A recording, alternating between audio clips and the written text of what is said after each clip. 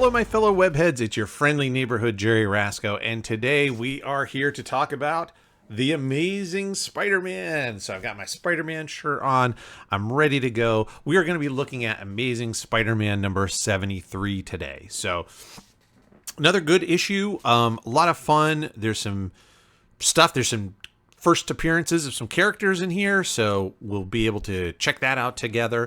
As always, thank you to all the subscribers that have been helping the channel grow. We are upwards past 400, and so we're well on our way to the goal of 1,000. When we get to 1,000 subscribers, anybody who has clicked that subscribe button is automatically entered into a drawing to win free artwork. I have created original pieces of artwork to celebrate each of the series that we have on the channel, including 2 new ones that are yet to debut but are coming up soon. And we're going to give these each to 1 winner. So we're going to have 6 winners. And again, it's free. Clicking the subscribe button is free.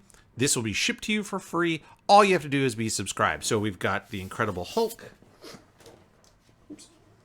We've got the Avengers. That's our newest series out there. We have, of course, Spider-Man, which is this series that you're dialed into right now. We have the X-Men. So that's another one of the newer series. And then here's the ones that haven't debuted yet, but which will be coming very, very soon. We have Captain America. And we have the Fantastic Four. So those 2 are the only ones left. We'll be debuting those soon. I wanted to wait until Captain America made his debut in the Avengers, and we're about to get to that. As of the recording of this video, we're about to get to there. So we'll be seeing Captain America's solo series is going to be launching very soon, and then the Fantastic Four to follow up. So there you go, 6 videos a week and free artwork. So all you have to do is click that subscribe button, and you're in the running to win. That all said, thank you again for all the support. Let's get over to the comic and let's check it out. So here is the cover to Amazing Spider-Man number 73. And as I said, we have the first appearance of a new character. So the first thing I'm going to say is that the cover, in terms of the composition, the design, is very good. The 2 figures in contrast with each other. Obviously, Spidey is in peril in this image, which is exactly what you want on a cover. You have a character that's all in black, where Spidey is still in his traditional red and blue, so very bright, very vibrant, so the 2 characters stand out from each other. They're tied together visually with the limbs, so there's a nice sort of triangular composition from the center, which is the villain here. As you see, his name is Man Mountain Marco. We'll get to that. The top of his head comes down, follow that arm to the costume and the leg, down around to Spidey's hand, and then back up the arm or the leg here. So you have a nice triangular composition, which is one of the classic composition forms, with everything being in front of a white background, again, helping the characters to really pop off the stands. When you're looking at that cover, it's going to stand out very clearly. So that's really good. I did also say, this reminds me, so we forget sometimes, I think, at this stage of the game, that Peter Parker is not a cool guy, or he didn't start out as a cool guy. Like, now he's got this beautiful girlfriend, he's a college student, he's a obviously tenured superhero. Yes, he has his bad luck and stuff like that, but Peter Parker himself is, you know, a fairly cool guy. He started out as, you know, being bullied, being teased, etc. And this almost feels like that. It almost harkens back to those days of, you know, Peter being bullied because this guy is so big. And we've never really seen that with Spider-Man. Even with, you know, other powerful figures, it doesn't get that same sense. And what does it for me right here is the attention to detail. Man Mountain Marco, I'm just going to start calling him Marco, by the way. Man Mountain Marco is too much of a mouthful. So Marco has got his shirt and is pulling it. And a lot of times people will draw that and they'll just stretch it out. Yes, it's supposed to be like a spandexy kind of stretchy material, but we see it pulling away from the shoulder and pulling up on the back where the I guess the waist is, or the, I don't know what you'd call that. it's not the seam, isn't the word I'm looking for, but the edge, the bottom of the shirt, the tail, I guess, tail of the shirt.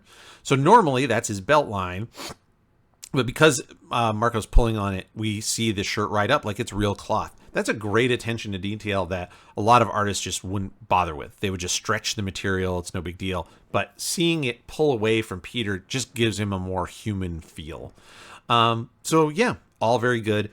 We will talk about the name. It is a lame name. Let's be perfectly honest. Man Mountain Marco is stupid. Terrible name. It's obviously, it's right up there with, it's one of Stan Lee's alliteration names. He loves his alliteration. And so I get it. He could have been called the Mountain. He could have been called just Marco, whatever. But Man Mountain Marco is a lot. So we're going to skip that as we go in. As I always say at this part of the video, this is a scanned PDF copy of the original. This is from 1969, so we have the old ads, the yellowed paper, the old 4-color printing techniques. It's just been put into a digital copy or digital version that we can then review here on our computer, which is a great format for this, what we're doing here. The creative team, still Stan Lee. And like the last issue, we are still dealing with this sort of Mount Rushmore, if you will, at least, partially, of early Marvel artists.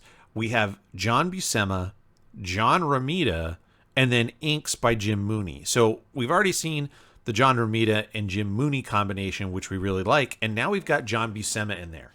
And again, unfortunately, I wish I had the ability to view the original pages and kind of see what's what. Did John Buscema do the layouts, or did John Romita do the layouts and John Buscema did more of the pencils and then Jim Mooney did the inks? I don't know the division of labor. I will say that John Buscema is certainly up there. Both of them, both known for drawing absolutely lovely ladies, and there's no shortage of that in this issue. We cut right in this splash page to Gwen Stacy, and as we see, drawn absolutely beautifully. And there's a lot of other cool stuff here in this splash page. Real quick, let's do a story recap. So that's still dealing with this whole crazy tablet thing. So there's this mysterious tablet. Everybody seems to be after it. Spidey gave it to Captain Stacy, and the Shocker came in and injured it, kind of knocked him around, stole it from Captain Stacy. So Spidey was able to defeat the Shocker. He does not have the tablet, though. He doesn't know where it is. Shocker stashed it away somewhere. So Spidey comes back to check on Captain Stacy and see how he's doing, and he sees he's doing just fine. Gwen's checking in on him. It's all good, and Spidey is hiding up here on the ceiling waiting. Great stuff. Really nice angle, slight Dutch angle. We've talked about this a million times. Your normal camera would be placed at a 90-degree angle on the floor, so everything would be nice and straight. You take that and you tilt it a little bit, and it shifts the weight and the focus, and that's what's happening. Spidey is very large and in the foreground, so he essentially almost, in a way, is weighting or pulling the image that way because it's so heavy from a composition standpoint. There's much more stuff happening on the left-hand side than the right-hand side, so it tilts a little bit. But it's a great angle. I mean, it makes us feel like we're up on the ceiling with Spidey, which is terrific. You have some interesting cross-hatching here on the ceiling, which a lot of times I'd be like, why are you doing that? But it actually works here because it's nighttime. There's some big, heavy shadows on the wall. So if you just had a heavy black shadow on the ceiling as well, it wouldn't differentiate between the planes of the wall versus the ceiling. So that's really great. You have some really nice textures. This is something that's very important. When you are drawing and rendering things, you need to make sure that you're using different techniques for different materials. The wood is rendered in one way. You see the bed frame, which is also, I'm assuming, wood, is kind of rendered in the same way as the door frame, etc. But then you have stuff like this carpet and out in the hallway, and there's sort of these circle textures there. You have the cross hatching of the ceiling, but then you also have this really nice fade in the background here, almost like stippling dots. So stippling is making small dots, and the closer you put the dots together, the more dots there are, the darker it is. And that's how you get your light and dark values with the amount of dots you put in. So we go from solid black, stippling down to this fade. Again, a lot of times we would see cross hatching there. That's a really nice stippling technique that we don't see a lot. I think that's a great job. So awesome. And of course, always we're right into the story. It's not a montage. It's not a second cover. It's none of that stuff. This is right in the story, which is awesome. This is what I was talking about. This is a very pretty girl. Gwen Stacy's drawn phenomenally. And something that's really important, hands. Her hands are thin. The fingers are thin, kind of a little bit longer than you would think they would be. That's another thing to help feminize your character you're drawing.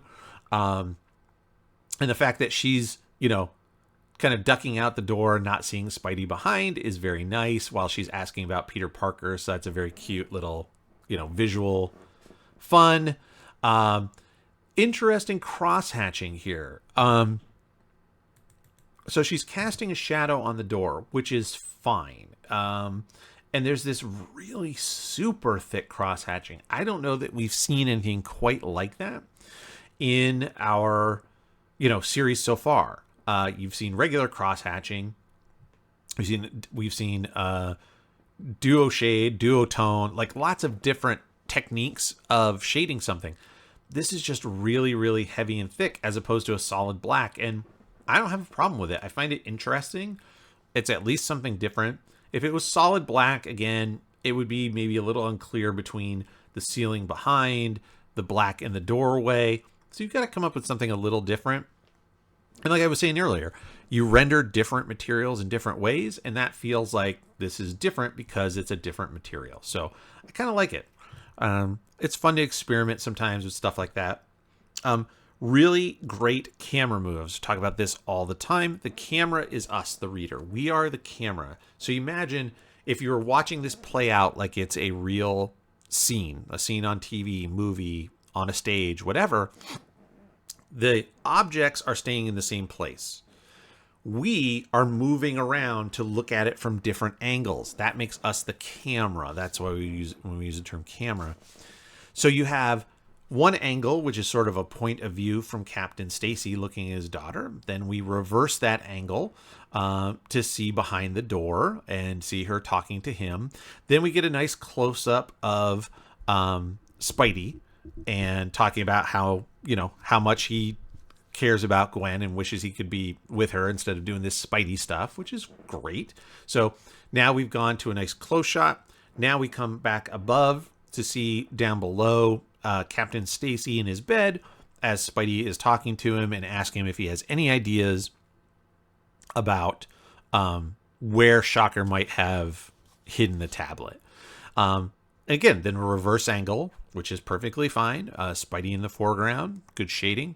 So really every panel is different. We're not seeing the same angle, the same size figures over and over. It is different from panel to panel, and that's super important. You want not only to move the camera in space, but you want to zoom in and pull back, and that will also help to keep things fresh and interesting and moving. Same thing here on page 3. Great stuff. Again, awesome angles, very nice framing of the hand. So Spidey goes to leave, and I love this little detail of him. His body is pushing the blinds out. So he didn't lift the blinds out of the way. He's just kind of ducking through them. I think that's a really cool detail there. And as he goes, he's like, all right, I'm out. And Captain Stacy's like, wait, I remembered something. So nice frame of the foreground. So that gives us foreground, middle ground, background. And then we cut to outside, which is terrific. Again, a Dutch angle, a couple of them there, which is phenomenal. So overall, everything is just done really, really well. Not only do you have good execution of all of those things, but you also have nice things like nice lighting. It's nighttime. There's, not a lot of lighting. There's lamps. And so half of Captain Stacy's face and head is in shadow. Very nice. The back of his hand is very dark because the lamp is in front of him. Really, really good stuff. This page is also really nice here. Panel 2, in my notes, I just put panel 2 is so good. And it's one of the things you might just kind of pass it off. This is so good. First, this pose of Spidey swinging around and just super sort of bent in half, limp body. There's so much movement and energy in that body. It's just, the whole thing is moving around. There's no stiff limbs. There's no flexing. It's just flowing as he's swinging from place to place. You have that angle. So he's swinging up into the up of the angle instead of the other way. Great. Even the small detail of a plane going overhead, the buildings, simple but clear, easy to define, good perspective. They're all going in the right direction, all kind of matching up in those perspective lines. That panel is just awesome.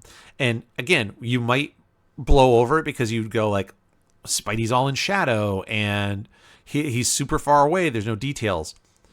But that's what makes it so good. That is probably more what it would be like to see Spider-Man if you were living in New York and you're on the ground in the evening looking up. It's going to be this dark figure moving overhead. That is awesome. And then he lands on the roof as he's starting to get a tingle on his spider sense, which is hopefully leading him to the tablet. Then there's this close-up, and then he sort of drops down to a window. Here's my only thought here is I don't know we need panel 4. I don't know that we need this panel. Yes, it does break up the size. I talked about that. So this character, panel 5 is a little bit, we've pulled out a little bit. We're a little bit further away, so Spidey's a little bit smaller, but it's not significantly different than panel 3. So having that gives us the sort of, we're mid, we've zoomed in, we pull back to see the whole building, the window that he's talking about, that kind of stuff. I think we could redo this. You could zoom in on Spidey from, say, here to here, show the top of the window, be much clearer, closer, and then we don't have this in between, which it doesn't do anything from a story perspective. Now, it's possible that when the artist drew it, they had an intention that this was supposed to be something like, because you see all these energy lines, it feels like something big is supposed to be going. His spider sense is starting to tingle. Maybe he's like, whoa, it's got to be here. My spider sense is going off the charts. But instead of using that, Stan did his own dialogue, which is just kind of an in-between phase, which really doesn't work. So you either have to change the dialogue or get rid of the panel and just make this slightly different.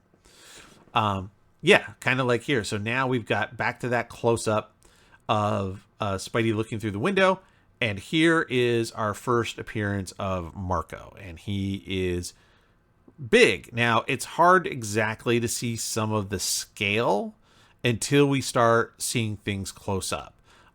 You see him grab like this couch and just rip it in half. And we'll see that as he's fighting Spidey, he makes Spidey look incredibly small. Per canon, Spidey is about 5'10" to 5'11". So he's completely average height, which is one of the things that makes Spidey so relatable, is because he's not 6'7". He's not gigantic. He's average height, average build, and he could be anybody under the mask, right? So that's the idea. But pretty good stuff here. Again, moving the camera around, good lighting, things of that nature. Nothing crazy to talk about through here.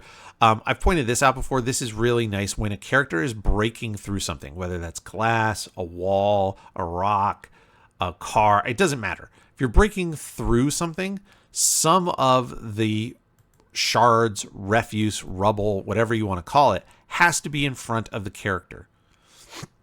If you just have it all around them, it doesn't look like they broke through it. Because as you break through, some of that stuff is going to, the pieces of this glass are going to be still moving in front of Spidey. So this is an excellent job of doing that. It doesn't need to be a lot. There's only a few pieces that overlap with him, but it's enough to make it work exactly the way we want to. It makes it look like he's really coming through the window as opposed to jumping through a jagged hole in a window. And so here's one of the things you can see, like that scale, right? So Marco goes to follow up and he thinks he's going to finish him off, and Spidey grabs his wrist, and you can see the size difference in the hands. So that's one, good example there. And then he flings him over, smashes him into the wall, and now he thinks he's good. Needless to say, Marco is not down for the count. We do have a coloring error here. There's a couple of coloring errors in this issue, actually. And here's one right here. So the colorist didn't do the right separation to keep that area of the chest from getting the blue ink on it. So that's a color separation issue, and just a whoopsie. Unfortunately, like with today, we obviously could fix that very easily. The way we do it with computer coloring, you send your files, they're all digital files, you send them to the printer puts them together, sends it back to you, again, digitally, to go, hey, does this look right? Does everything look the way it's supposed to? And so you have another pass to look at it and go, those are called proofs, and you could go, oh, whoops, there's a mistake there, let me fix it. Back then in these days, I'm sure the color guide that the colorist created was correct, and somebody just made a mistake, and the only way you would have seen it is after it was printed, and then you have to make a decision. Do you pulp, meaning literally like turn the pages into pulp and fix it and reprint it, or do you just print it out with the mistakes and go, it's disposable, move on? And obviously you know what the answer there is. So Marco smashes Spidey with a chair, and now we cut to jail. This is bad scene transition. So I've been talking about this a lot lately in a number of series. So in my opinion, this is just something I made up. This is just me. There are 3 kinds of scene transitions that you can utilize. The first one, the best one, is on a page turn. So when I go from either the left-hand page to the right-hand page, or what's even better is when I flip that right-hand page, boom, I have whatever I want, a scene change, a surprise, a whatever. I want that on that turn so that the reader can't see it ahead of time. That's the number 1 option. Number 2 is a visual transition. So a visual transition would be something where instead of this guy smashing Spidey with the chair and then this guy kind of lounging, smoking in prison, maybe, I don't know, there was somebody else in kind of the same pose smoking over here. So maybe Marco had not gotten up from Spidey's toss where he tossed him into the wall, and the girl is sitting there smoking, going, I don't know what I'm going to do. I don't know, something like that. But where you would have a visual cue that matches up. Somebody's in the same position, somebody's in a similar position, somebody looks like somebody else, whatever. So the visual transition is there.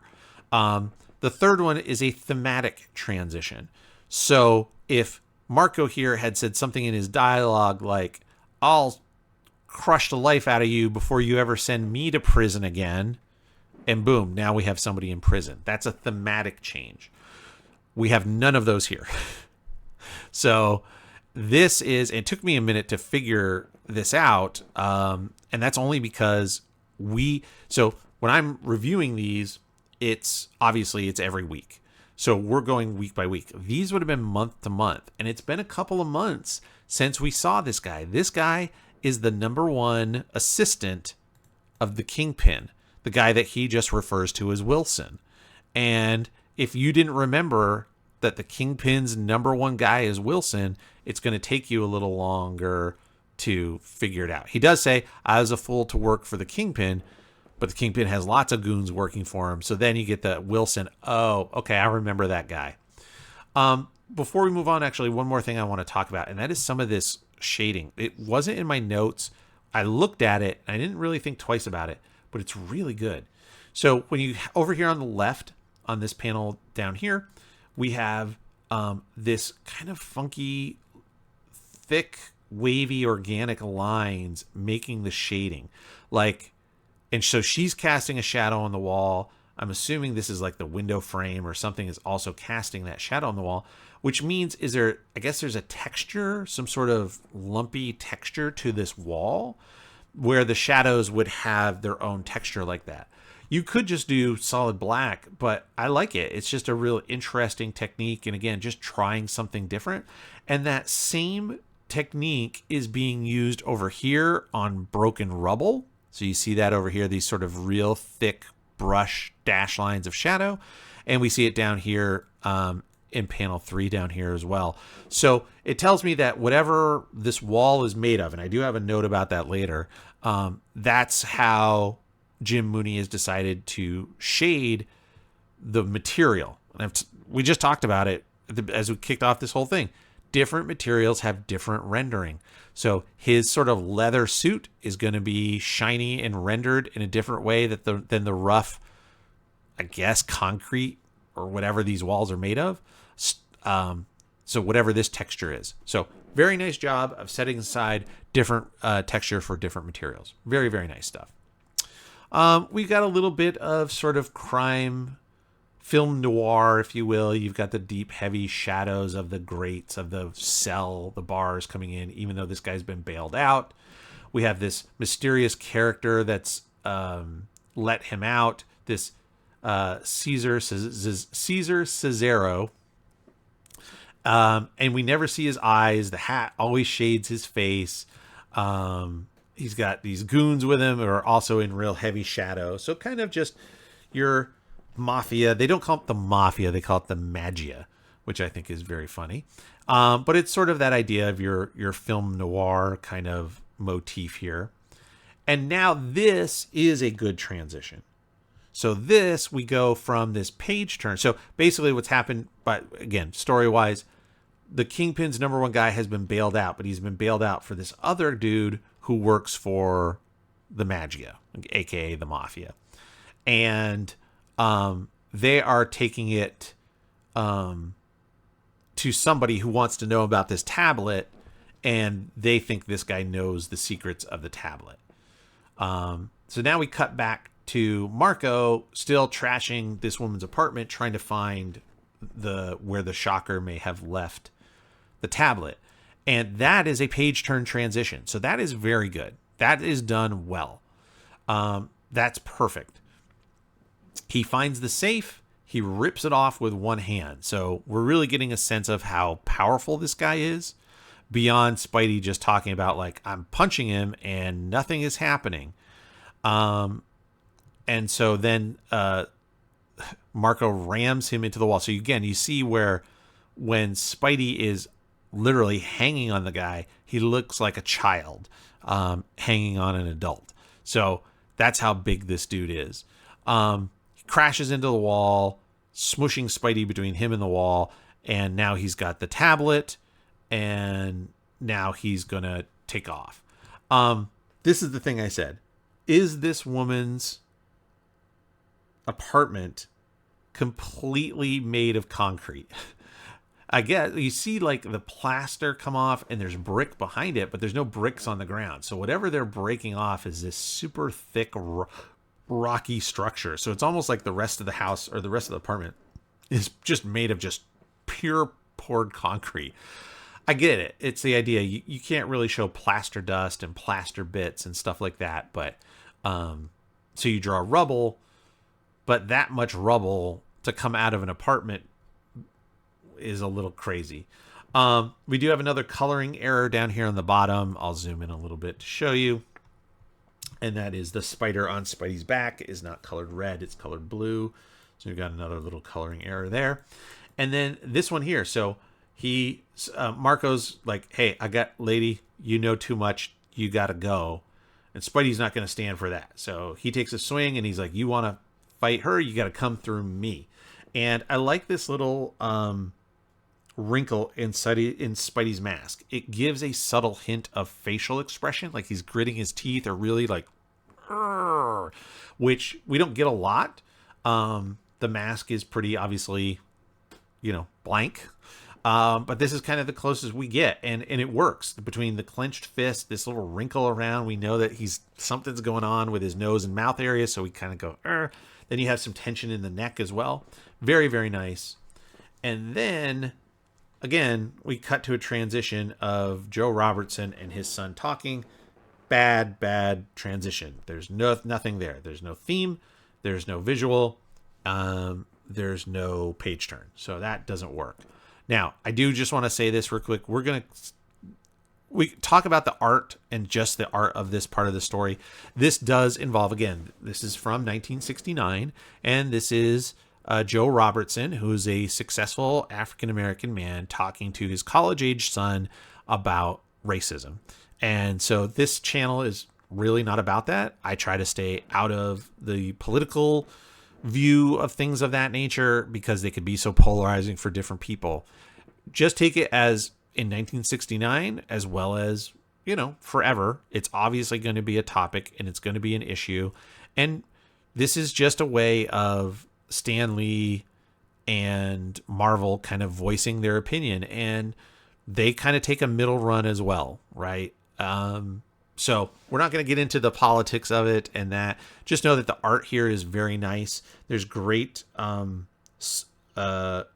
techniques to keep it interesting. So that was my note. Nice techniques to keep it interesting. Looking through the door of their silhouettes as they're talking, catching up the close-up of the pipe as he's relighting the pipe, stuff like that. Then the wide shot to Jonah coming in and him freaking out because the paper has been running true stories about Spider-Man instead of just lies. And then the only question from an art question I had was, why is the inside of J. Jonah's mouth crosshatched? Either draw his tongue or just make it solid black. There's no need for crosshatching there. Crosshatching would indicate that somehow there's light that's reflecting off of something inside, so it's not as solid black as parts of it, which makes no sense at all. So, yeah, kind of crazy. Jonah storms out, and now we finish up that conversation. And now this is kind of a thematic transition, meaning the last thing Joe Robertson says is, we'll never get anywhere till we recognize who our real enemies are. And now we cut to Spidey's enemy holding this woman out the window by her wrist. And you can see how big his hand is compared to her forearm. So I'm going to give it a pass in terms of theme because he mentions enemies. And now we cut back to the fight. So it's close enough that I'm not super upset about that. And of course, he knows Marco doesn't care. He's going to drop her. He knows Spidey's going to dive out the window to try to catch her, which is exactly what happens. And I say, whew.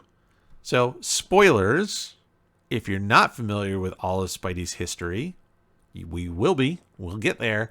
Thank goodness he spun enough webs to catch her in a safe manner. That's all I'm going to say. So then the lady's she passes out from who can blame her, and Spidey brings her back home. So then we cut. So again, this is a bad transition.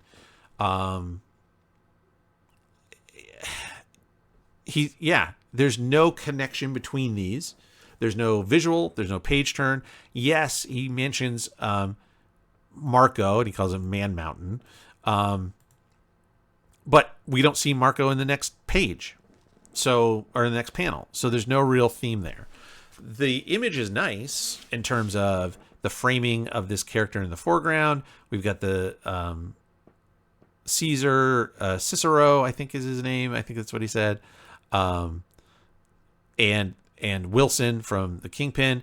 And now we see who is interested in him and this tablet. And it is this old organized crime boss named Silvermane. And this is the first appearance of Silvermane. So we will see more Silvermane. That all said, just to give you a hint, I have, and I've shown you, unfortunately, I have it on my desk. My mic is on it right now, but I have it here.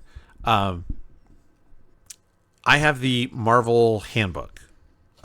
which lists all of the Marvel characters at the time that it was printed and created. And it has all their history, their height, their weight, their eye color, all the stats, all their powers explained, all that kind of stuff. Silvermane has an entry in here. Man Mountain Marco does not. So that tells you kind of who sticks around and who doesn't. So we will see more of Silvermane. Marco shows up, and again, this is a very good use of scale to emphasize his size. He's bending through this door. So this guy's got to be 7+ feet tall. Like, this guy's maybe close to 8 feet tall. This dude is a big dude. We don't know why he's that big or how he got that big and strong, but he is gigantic. And Silvermane employs him as his muscle. So again, very nice camera angles of showing him come through the door, seen past him as Silvermane talks, overhead shot, down shot, looking at as Wilson is examining the tablet, and then sort of almost this upshot from the desk as we see Silvermane and Marco talking in the background. So that's really good. This page here of Spidey, so this is a good scene transition. So we go from Silvermane's office to now Spidey saying, what are the odds I'm going to find this guy? But a great page. This page is so good. Each panel, and I don't use this term a lot, I said each panel is exquisite. So let's zoom in a little bit and we'll go through it, but man, it's so good. So again, all of the factors that we'd love. Dutch angle, great lighting. Spidey is casting, his arm is casting a shadow on his leg.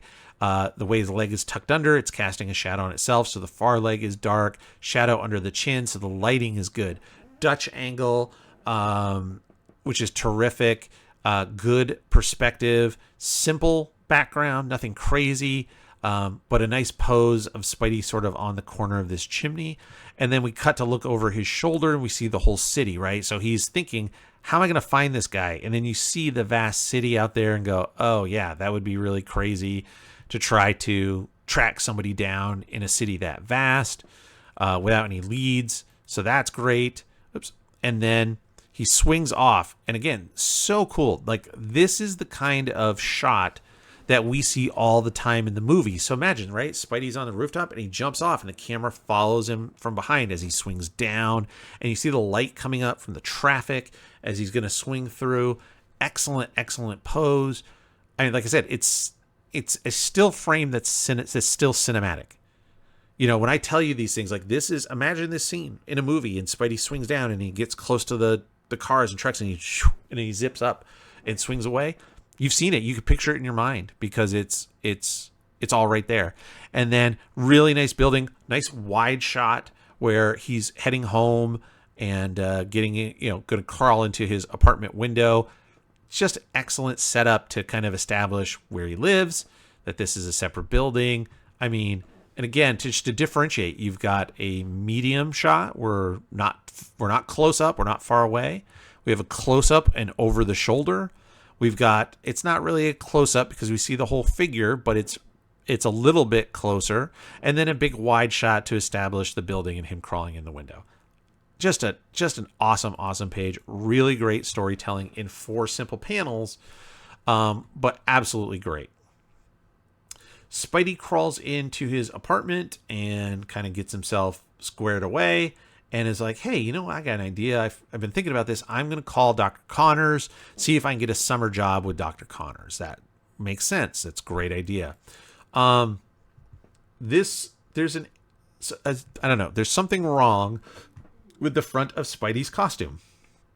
So for one, it's missing a spider emblem. 2, typically it broadens out over his chest more. It's more of a this shape than a this shape down the center. It's not like a stripe down the center. It usually comes from the shoulders down. There's usually very little of his chest, and sometimes depending on the artist, they may draw it kind of over the top of the shoulder as well. Now I'm thinking about it. Let's see how I did it. And there's no wrong answer. It's just how artists do it. So you can see, like, for me, as I have it come up, I'm looking backwards in the screen to do this. There's very little of that chest that's in blue. I want it more to narrow at the waist and be wider at the top, and then I cover almost the entire part of that shoulder, or there's only the bottom of the front of the shoulder that is shown as blue. Same over here. You see very little of the blue on the chest and the shoulder. So everything is cool until there's no wrong answers until you don't draw the Spidey logo there on the chest. But otherwise, everything is great. And these two panels here, panels 4 and 5, are just excellent. The close-up of Peter's face is drawn so well. And I like the subtle bit where his eyes are kind of turned. Now, they're looking at us, but think about when you're on the phone, you're usually looking at something. It may be notes like me. Maybe you're just sort of looking off into space, looking at the background, whatever it is. So it's just done very naturally. The ink lines in his hair really show that, the way he styles his hair, that it's swept back. Very nice, very fine detail. That's excellent. The texture on the curtains is done really, really nicely to help separate those as material. And you have the faintest hint of a background behind in the cityscape at night. Really great. And then we cut from outside to inside. Or, I'm sorry, the other way. We cut from inside to outside. Now we're looking through the window at Peter.